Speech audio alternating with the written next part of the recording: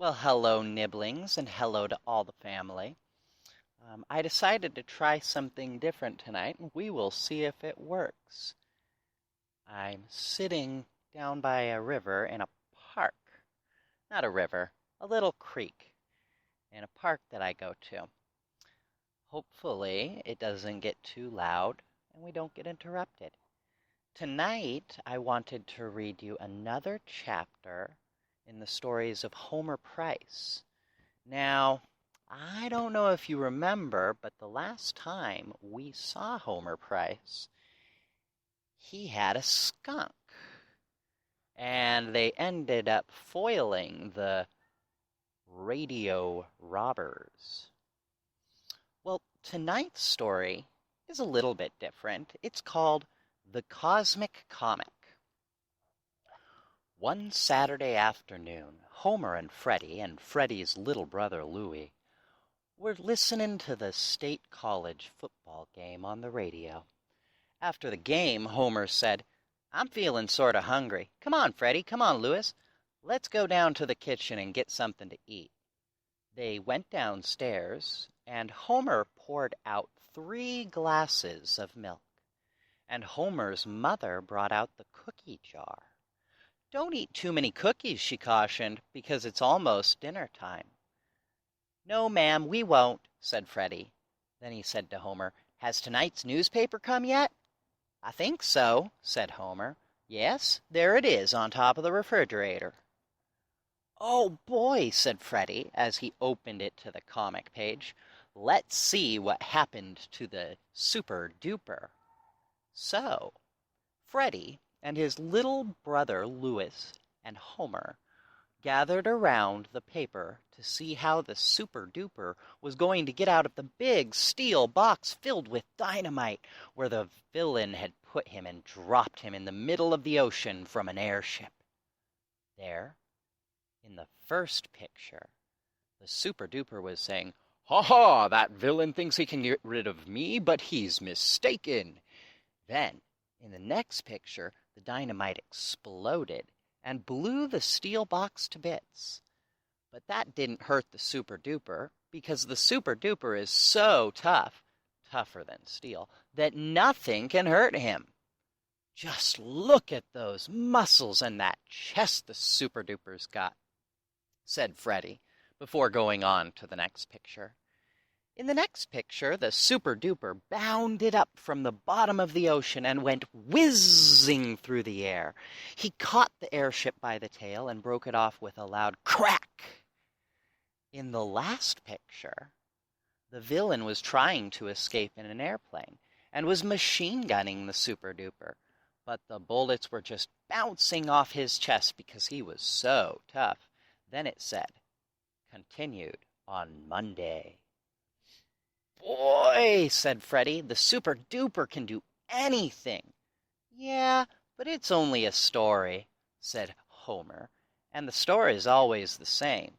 The Super Duper always hits things and breaks them up, and a villain always tries to bomb him, or shoot him with a cannon, or a gun, or an electric ray. Then he always rescues the pretty girl and gets the villain in the end." "Well, it isn't just a story," said Freddie, "because Super Duper's in the movies, too. They really take movies of him lifting battleships with one hand and even flying through space." "Ah," said Homer, "I read in a book once that said they do that sort of thing with wires and mirrors. It's just trick photography, that's all it is." Then little brother Louis, who had been eating cookies all this time, said, "Read it to me." So Freddie had to read it all over again out loud and explain the story to little Louis. "Freddie," called Homer's mother, "your mother just phoned and wants you to bring little Louis right home." "Okay. Come on, Louis, finish your milk. Goodbye, Homer, and thank you for the cookies." The next time Freddie came over to visit Homer, he brought along some of his Super Duper comic magazines. "Say, Homer, I thought you might like to look at these, said Freddie. Gosh, Freddie, you certainly do have a lot of those comic magazines, said Homer. They don't cost much, said Freddie. Only 10 cents apiece. Here, read this one, Homer. It's the most exciting. Homer took the comic magazine and started to read, while Freddie looked over his shoulder. At the beginning of the story, the Super Duper was dressed in ordinary clothes, just like any other man. Then, after the villain appeared on the second page, the Super Duper slipped behind a tree and changed into red tights and a long blue cape. Why does he always change his clothes like that? Asked Homer. That's because he is so modest, said Freddie in a knowing way. Homer started reading again. After the Super Duper had changed his clothes, he started flying through space and smashing things. He picked up automobiles and tossed them over cliffs, and he even carried a train across a river after the villain had blown up the bridge. Then, finally, he saved the pretty girl from a horrible death and caught the villain, who turned out to be a very notorious criminal. Gosh, Freddie, these Super Duper stories are all the same, said Homer. No, they're not, said Freddie. Sometimes the Super Duper smashes airships, and sometimes he smashes ocean liners. Then other times he just breaks up mountains. But he always rescues the pretty girl and catches the villain on the last page, said Homer. Of course, said Freddie. That's to show that crime does not pay. Shucks, said Homer. Let's go pitch horseshoes. Okay, said Freddie. Freddie won 2 games out of 3, and then he said, Guess it's almost supper time. See you tomorrow, Homer.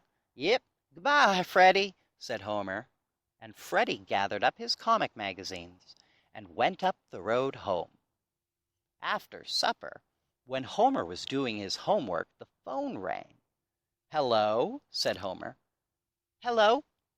That you, Homer? This is Freddie. Say, did you see in the paper tonight that there is going to be a super-duper movie over at the Centerburg Theater next Saturday afternoon? Before Homer could say, No, I didn't, Freddie shouted, And guess what?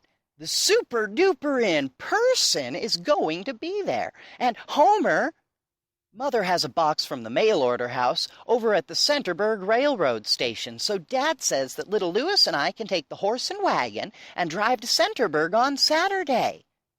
We can get the box and then go to see the Super Duper. I thought you might like to come along. Sure thing, said Homer. Okay, we'll stop by for you, said Freddie. Goodbye, Homer. On Saturday, Freddie and little Louis drove up to Homer's house with old Lucy hitched to the wagon, just as Homer was finishing his lunch. I thought we had better get an early start, said Freddie, because it takes old Lucy about an hour to go as far as Centerburg. I'll be ready in just a second, said Homer. Then after Homer had climbed in, Freddie said, Get up! To old Lucy, and they started off to see the Super Duper in person. When they arrived in Centerburg, the first thing they did was go to the station and load the box from the mail order house onto the back of the wagon. Gosh, that's heavy, said Homer as they lifted it on. Yeah, said Freddie, but I bet the Super Duper could lift it with his little finger. Maybe so, said Homer. Let's stop over at Uncle Ulysses' lunchroom and get some donuts to eat in the movie. Freddie and little Louis both thought that was a good idea, so they drove old Lucy around to the lunchroom to get some donuts. Then Freddie and little Louis and Homer walked across the town square to the movie. The Super Duper's super streamlined car was standing in front of the theater. It was long and red with chromium trimmings, and it had the Super Duper's monogram on the side. After they had admired the car, they bought 3 tickets and went inside. There, in the lobby, was the real, honest-to-goodness Super Duper. He shook hands with Freddie and Homer and little brother Louis, and he autographed a card for Freddie, too. Mr. Super Duper, would you please do a little flying through space for us, or maybe just bend a few horseshoes? Asked Freddie. I'm sorry, boys, but I haven't the time today, said the Super Duper with a smile. So Homer and Freddie and little Louis found 3 good seats and ate donuts until the picture began. The picture was called The Super Duper and the Electric Ray. That was because the villain had a machine that produced an electric ray, and every time he shined it on a skyscraper or an airplane, the skyscraper or the airplane would explode. He turned the ray on Super Duper, too. But, of course, the Super Duper was so tough that it didn't hurt him. Little Louis got so excited, though, that he choked on a donut, and Homer had to take him to the lobby for a drink of water. But, finally, the Super Duper broke the villain's headquarters to bits and lifted the ray machine, which must have weighed several tons, and tossed it over a cliff. Then he caught the villain and rescued the pretty girl, but at the very end, the villain slipped away, and then these words appeared on the screen. Next installment, next Saturday afternoon. Why did the Super Duper let the villain get away again? Asked little Louis on the way out. I guess that's because he wants to chase him again next Saturday, said Homer. Outside, they admired the Super Duper's car once more, and then started home in the wagon. It was evening by the time old Lucy, pulling the wagon with Freddie and little Louis and Homer on it, had reached the curve in the road just before you come to Homer's father's filling station. A car honked from behind, and Freddie pulled old Lucy over to the edge of the road. Then, swoosh! From the rear sped a long red car with chromium trimmings. Gosh, it's the Super Duper, said Freddie. Well, he shouldn't drive so fast around this curve, said Homer, sort of doubtful-like. Almost before Homer had finished speaking, there was a loud screech of brakes and then a loud crash. Get up, Lucy, said Freddie. We better hurry up and see what happened. Gee, there weren't any cars coming the other way, said Homer. I wonder what happened. Golly, said Freddie in a quavery voice. Do you suppose the electric ray? Whoa, Lucy, we better park here. Sorry, I read that in Louis's voice. It was Freddie instead. Oh, shucks, said Homer in his bravest voice. I'm going to go see what happened. Little Louis began to cry, and Homer tried to comfort him. Louis, that electric ray business was just part of a movie, and it shouldn't have anything to do with this. Homer tried hard to make it sound convincing. Then Homer and Freddie and little Louis got out of the wagon and crept along the side of the road. There, around the curve, was the Super Duper's car, down in a ditch. All 3 boys stopped crawling along and lay down on their stomachs to watch. Oh, boy, whispered Freddie. Now we'll get to see the Super Duper lift it back on the road with one hand. There was a flash of light, and little Louis cried, Is that the electric ray? It's only the headlights of a car, said Homer. Come on, let's go a little closer. They crept a little closer. They could see the Super Duper now, sitting there in the twilight with his head in his hands. I wonder if he got hurt, asked Homer. Nah, whispered Freddie. Nothing can hurt the Super Duper, because he's too tough. Well, if he isn't hurt, why doesn't he lift the car back on the road? asked Homer. "Shh," said Freddie. "He's an awful modest fellow." So they waited and watched from the bushes. The Super Duper sighed a couple of times, and then he got up and started walking around his car. Now watch," said Freddie in a loud whisper. Oh boy, the Super Duper didn't lift the car. No, not yet. He looked at the dent that a fence post had made in his shiny red fender, and then the incredible happened. That colossal, gigantic Super Duper, that same Super Duper who defied the elements, who was so strong that he broke up battleships like toothpicks, who was so tough that cannonballs bounced off his chest. Yes, who was tougher than steel. He stooped down and said, "Ouch!" Yes, there could be no mistake. He said it again, louder. Ouch! The great Super Duper had gotten himself caught on a barbed wire fence. Well, for crying out loud," said Freddie. "What happened?" asked little Louis. "Did he get himself rayed by the villain?" "Come on, Freddie, let's go and untangle him," said Homer. Then Freddie and little Louis and Homer unsnagged the Super Duper, and he sighed again and said, "Thank you, boys. Do you know if there's a garage near here? It looks as though it'll take a wrecking car to get my car out of this ditch." "Sure, my father has a garage down at the crossing," said Homer, "and we have a horse right up there on the road. We can pull your car out of the ditch," said Freddie. "Well now, isn't that lucky?" said the Super Duper with a smile. So they hitched old Lucy to the car, and she pulled and everybody pushed until the car was back on the road.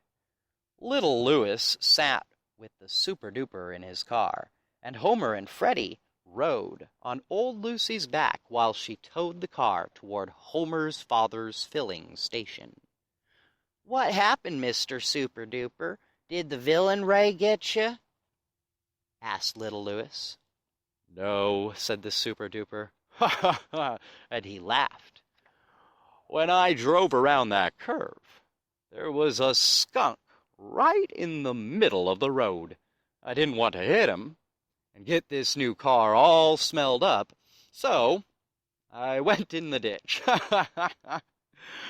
When they had reached the filling station, they put some iodine on the scratches that the barbed wire had made on the Super Duper. He made faces just like anybody else when it was daubed on. Then he ate a hamburger, and by that time Homer's father had the car fixed, except for the dent in the fender. Before the Super Duper drove away, he thanked the boys and made them a present of a large stack of Super Duper comic books. After he'd gone, Homer and Freddie went back with old Lucy to get the wagon. "Well, anyway, Freddie, we've got a complete set of Super Duper comic books," said Homer. "Yeah," said Freddie. Then he said, "Say, Homer, do me a favor, will ya? Don't tell anybody about the Super Duper and the barbed wire and the ditch and the iodine, especially Artie Bush. If he doesn't hear about this, I might be able to trade my comic books for that baseball bat of his, the Louisville Slugger that's only slightly cracked." "Okay," said Homer. "Come to think of it, his cousin Skinny has a pretty good ball, too. This is a good time to get even for the time Skinny traded me a bicycle bell that wouldn't ring for my nearly new bugle." Well, that was a pretty fantastic story. I hope that you guys got those comic books that I sent you. Do remember, of course, that nothing in those comic books is real, and of course, you shouldn't ever try to do anything they do in there. Well, it is getting a little dark out here, so I think I'm going to start walking home. But before I do, I wanted to tell you guys to have a great night, and I will keep you all in my prayers.